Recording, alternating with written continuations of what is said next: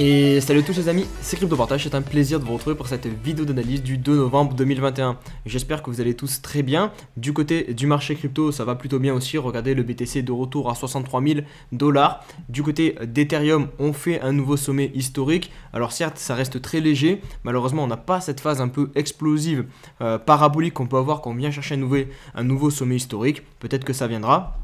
Du côté du reste des altcoins, on a des choses sympas, notamment aussi avec tout l'écosystème Polkadot qui est venu nous chercher un nouveau sommet historique aussi, plus de 50 $ pour le DOT.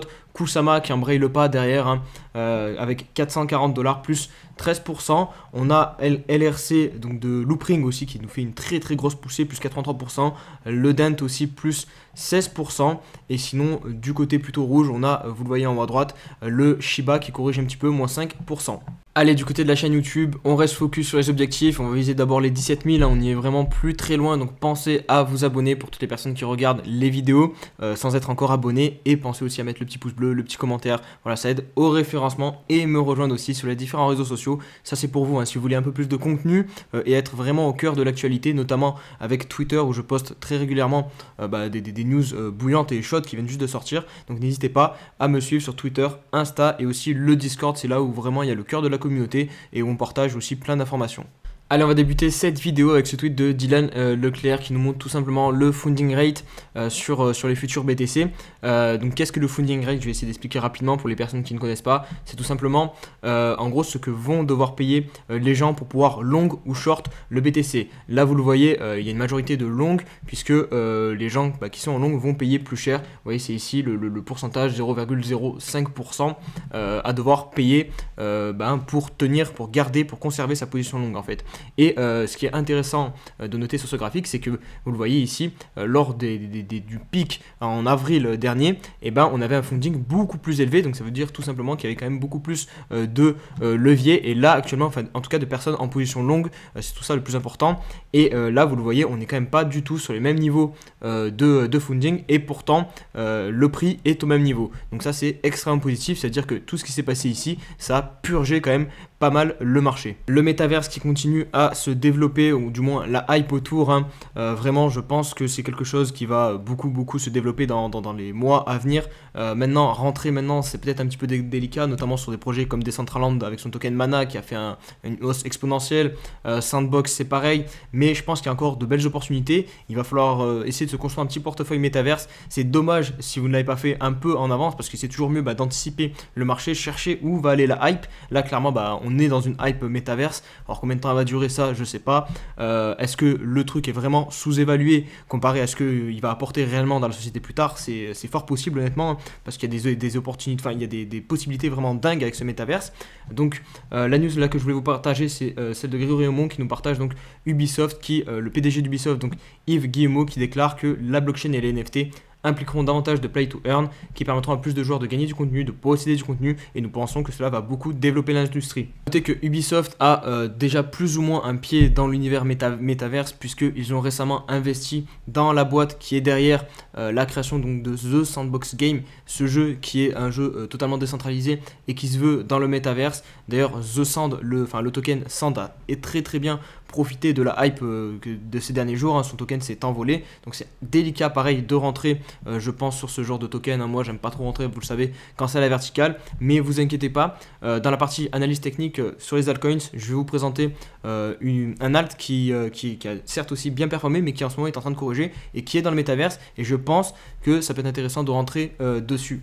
Allez, on continue les news partagées par Grégory Raymond. Celle-ci, on se dirige donc du côté des États-Unis avec Burger King qui organise un jeu concours pour gagner des crypto-monnaies directement. Donc ça, c'est un pas de plus encore vers la démocratisation des crypto-monnaies, hein. Vraiment offrir directement des crypto-monnaies comme ça, c'est très rare, hein. Surtout pour des boîtes comme ça qui n'ont rien à voir au final avec les cryptos. Donc là, 20 BTC, 200 ETH et 2 millions de Dodge seront à gagner, et les récompenses seront à récupérer sur l'appli Robinhood. Du côté du Salvador, on continue de développer l'économie autour du BTC, puisque là c'est une magnifique clinique vétérinaire qui va être construite grâce au BTC. Et il n'y a pas que ça, il y a aussi 20 écoles, c'est Nayib Bukele, donc le président, qui l'a annoncé, 20 écoles qui vont être aussi construites grâce au BTC. On va passer à un gros dossier bien complexe là, puisqu'on va s'attaquer aux stablecoins et à leur régulation, et notamment aux États-Unis, hein, le pays le plus important, on va pas se mentir, puisque là il y a un rapport qui était très attendu qui vient de tomber sur à quelle sauce un peu on va être mangé pour ces fameux stablecoins. Et le moins qu'on puisse dire, c'est que c'est pas forcément une bonne nouvelle qui est tombée, puisque en gros les stablecoins pourraient être assimilés à une banque et donc subir la même législation que les banques actuellement. Alors évidemment, tout ça, ça va engendrer pas mal de problèmes, et notamment au niveau de la réglementation qui va beaucoup se durcir, puisque si les stablecoins doivent être réglementés comme les banques, alors qu'actuellement ne le sont pas du tout, forcément c'est un changement majeur, puisque notamment les banques doivent lutter contre le blanchiment, avoir de la protection des dépôts, enfin, bref, il y a beaucoup de règles au niveau des banques, autour des banques, et là, si on les applique sur les stablecoins, ça pourrait changer pas mal la donne. Donc à voir comment tout ça va évoluer, puisque pour le moment c'est un petit peu encore que le début, hein. Il n'y a pas de nouvelle réglementation qui est vraiment adoptée, enfin, de ce que j'ai compris, hein. Encore une fois, vraiment là, prenez ce que je dis avec des pincettes, hein. N'hésitez pas à faire vos propres recherches. Moi je vous partage juste l'info, je vous dis qu'il y a un rapport du coup qui est tombé des États-Unis sur les stablecoins, sur la réglementation des stablecoins. N'hésitez pas à aller le consulter de vous-même si vous voulez plus d'informations. Moi je ne suis pas du tout expert dans le secteur bancaire, donc voilà, tout ce qui est réglementation, tout ça, j'ai du mal aussi à le comprendre, mais voilà, il semblerait que c'est plutôt une mauvaise nouvelle, et que voilà, la réglementation en tout cas va se durcir pour les stablecoins. Allez, on se retrouve sur l'analyse du BTC, on va commencer par le 4 heures. Je pense que ça va être assez rapide puisque on est toujours dans le range, voilà, il n'y a pas besoin d'argumenter 50 ans. On est dans le range, on est revenu sur la borne haute, mais on est positionné sous résistance, hein, vous le voyez les points hauts, ici on en a un, ici on en a un, ici on en a un, et là on en a un nouveau. On n'a pas réussi à s'affranchir, à passer au-dessus du niveau clé et à accélérer et sortir de ce range. Donc pour l'instant on reste dans cette consolidation, pas plus de choses à dire. Si je me mets sur le daily, vous allez voir aussi le niveau qui peut être un peu intéressant à surveiller pour la clôture de ce soir. C'est tout simplement ici. Si on arrive à faire un plus haut que 63 100 $ clôturé au-dessus, on aura aussi un petit signal boule pour venir récupérer au minimum l'ATH derrière. Mais pour le moment, ce n'est pas le cas. On reste, vous le voyez sur le 4 heures, dans le range. Et puis voilà, je pense qu'il n'y a pas plus de choses à rajouter. Tout ce qui est un peu plus moyen terme, je l'ai déjà expliqué dans mes dernières vidéos. Donc je pense qu'on va passer tout de suite sur les altcoins.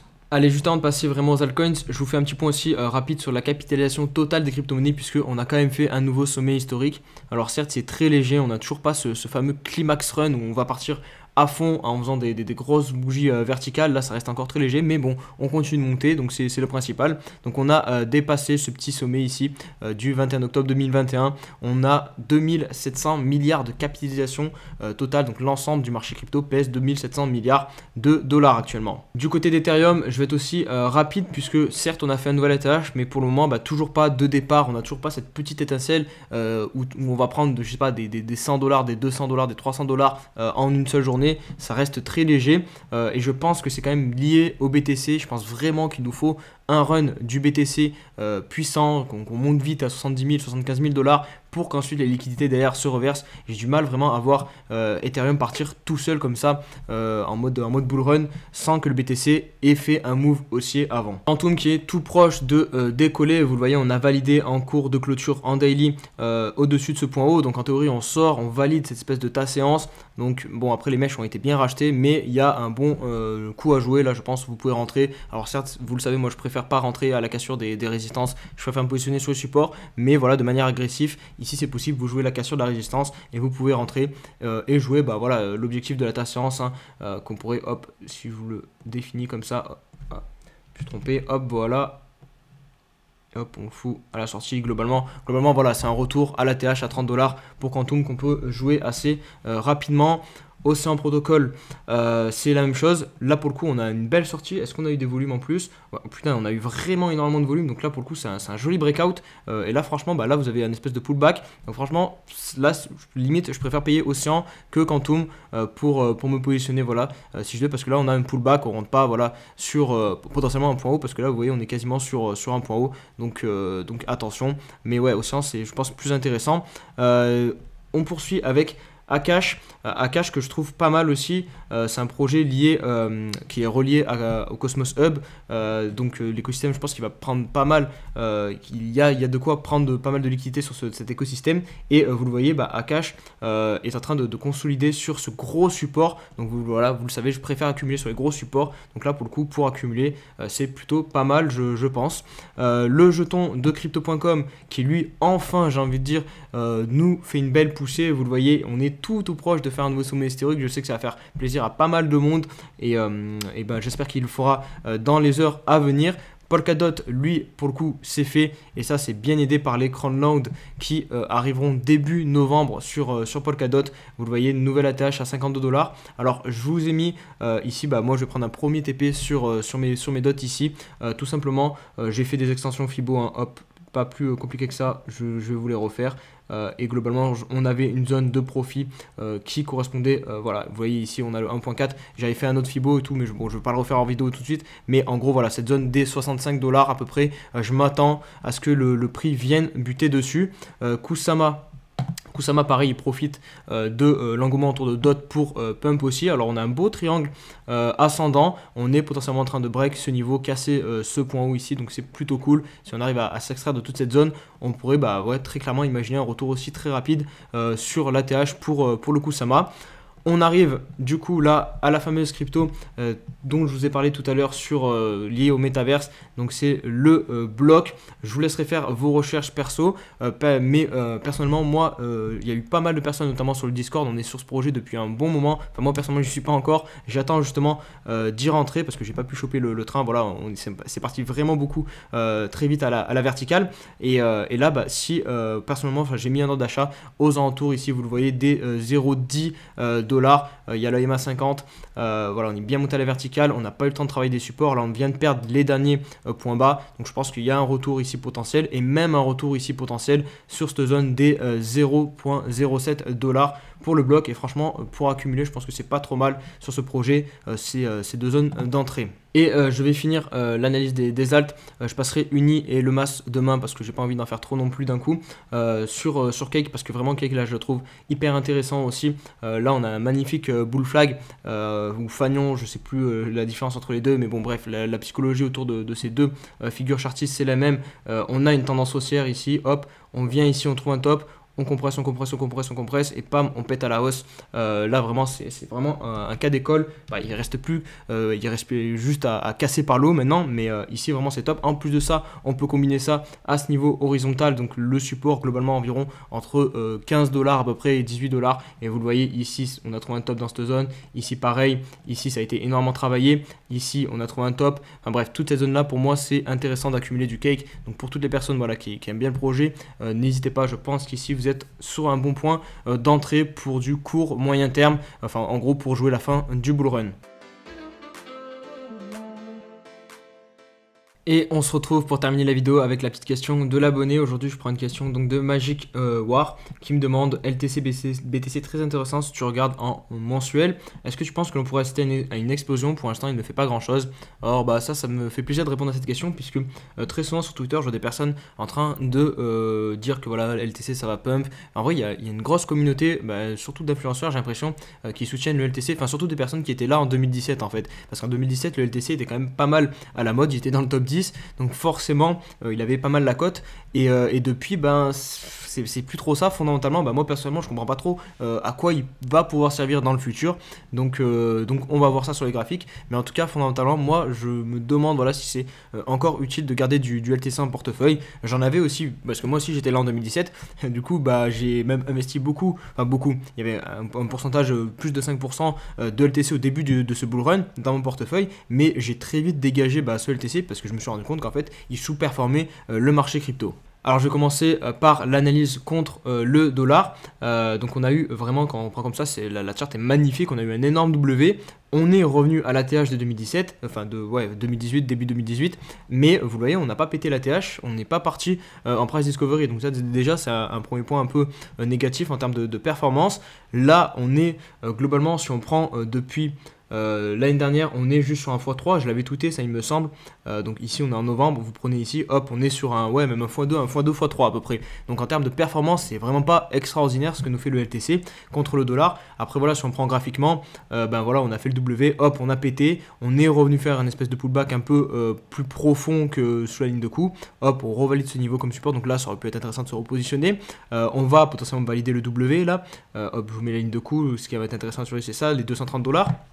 Mais c'est surtout, moi, le problème, c'est que si je me mets contre le BTC, bah, qu'est-ce que je vois? Je vois un truc qui descend, hein, qui fout des points bas de plus en plus bas. Voilà, là, on en a encore fait un sur le weekly, regarde, hop, le point bas est là, et là, on a clôturé en dessous. Donc, franchement, je me demande à quoi ça sert de conserver du LTC. Alors oui, il faut acheter bas, mais voilà, le truc, vous n'allez pas le garder pendant 10 ans, alors que sur les cryptos, franchement, à la vitesse où le secteur évolue, et surtout vu le nombre de projets qui surperforment le BTC maintenant, ou qui surperforment le marché, ou qui même réussissent à suivre le BTC, c'est dommage, je pense, de rester, de garder une grosse quantité de son capital sur ce genre d'actifs qui potentiellement n'apporteront plus rien à l'avenir sur le marché crypto. Et donc voilà pour mon avis. Après, peut-être que je me trompe, peut-être qu'il y aura un pump du LTC en fin de bull run, voilà, ça sera le plus gros pump, il y aura du FOMO dessus, peut-être, ça peut arriver, hein, je ne lis pas non plus l'avenir. J'ai un tout petit bag, il m'en reste un petit peu du LTC, voilà, parce que voilà, je suis, au final, j'étais là aussi en 2017, et le LTC, je l'ai bien aimé, mais là, faut se rendre compte que voilà, il sous-performe tout, donc j'ai préféré larguer une bonne partie de mon bag. Donc voilà pour la réponse à ta question, enfin j'espère que j'ai répondu, en tout cas je t'ai donné mon avis sur le Litecoin, n'hésitez pas toi aussi à me partager ton avis en commentaire. Et puis ça sera tout pour la vidéo d'aujourd'hui, j'espère qu'elle vous aura plu, si c'est le cas, comme d'hab n'hésitez pas à mettre un petit pouce bleu, et on se dit à demain pour une nouvelle vidéo, allez ciao ciao.